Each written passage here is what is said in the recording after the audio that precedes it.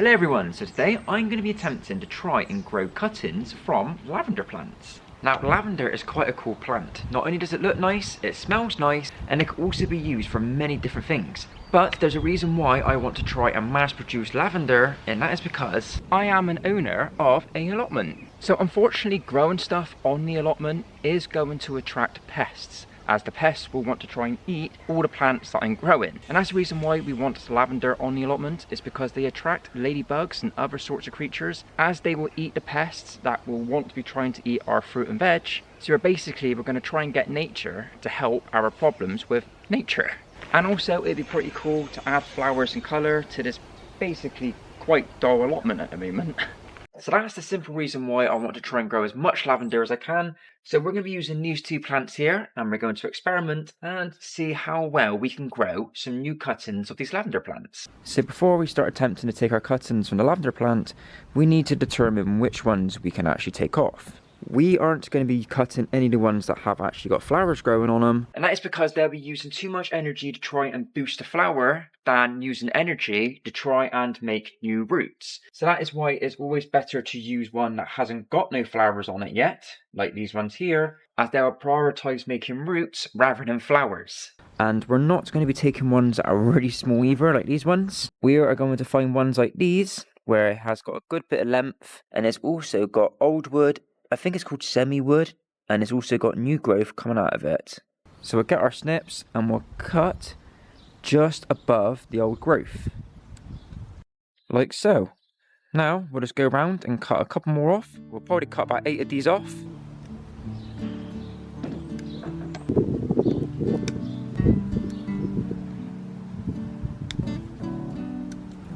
That's a nice one there. 8. Alright, so we've got our 8 cuttings. We'll put them down here, we'll separate them nicely. So what we're going to want to do is remove the bottom half of these so they look like these ones here.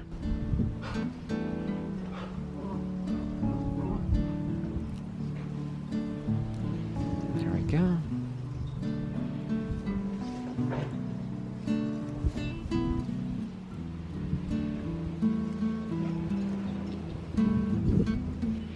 There we go.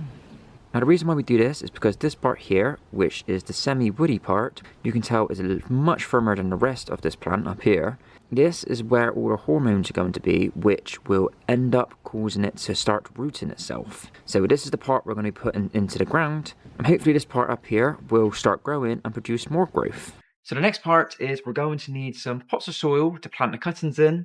Now this is an added extra if you want to use it, and that is rooting hormone powder. And that is basically it.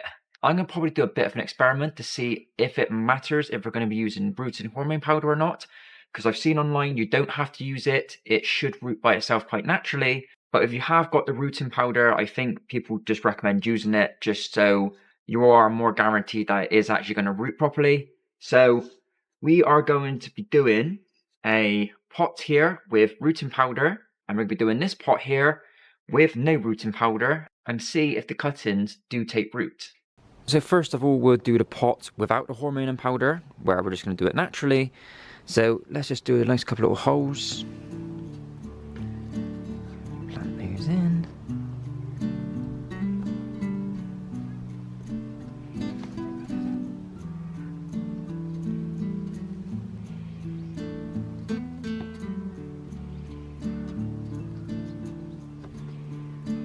There you go.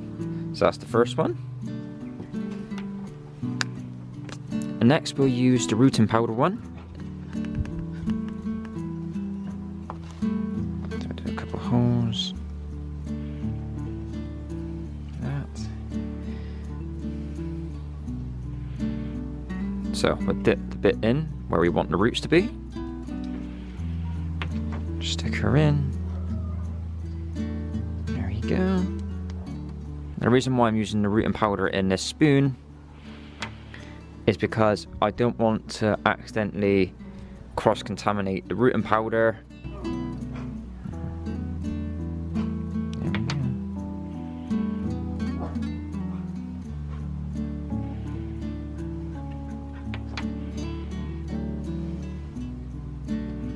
Hey. And that's the second one. So now we've got these two bad boys ready to go. We now need to put them in a humid environment for, I think it's between 4 to 6 weeks, and hopefully they start rooting. And luckily, I've got this little greenhouse in my garden. So we'll give these now a nice watering.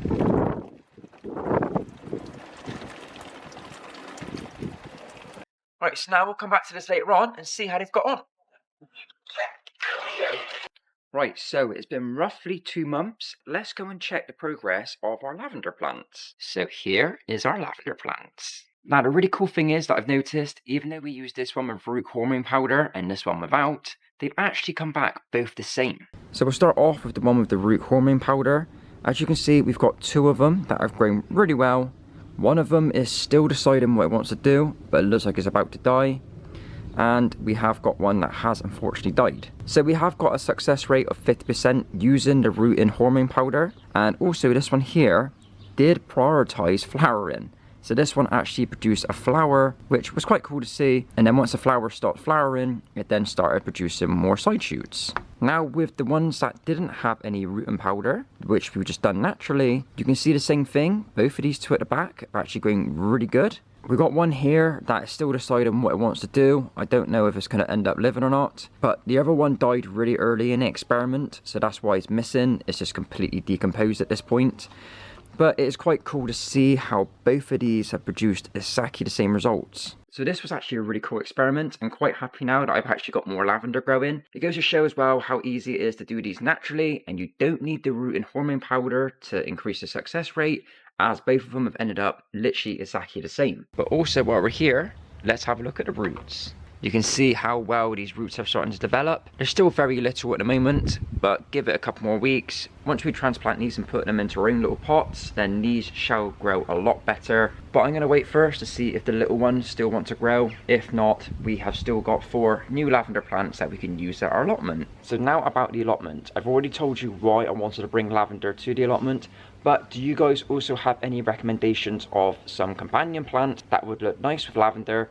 As I think a nice purple patch in the allotment will look really cool, or it doesn't have to be purple, it can be any colour, just bushes or flowers that will complement lavender and help bring some good stuff to the allotment. So I hope you guys have enjoyed today's video. Like I said, it's a very cool experiment to try and get lavender to grow on their own, and now that I know how to do it, I know what to do for the future. And also, if you guys got any recommendations as well on what I could bring to the allotment for the future and try and experiment with them at home, like I have done here with the lavender plants, then please let me know in the comment section. So thank you for watching, and I'll see you next time.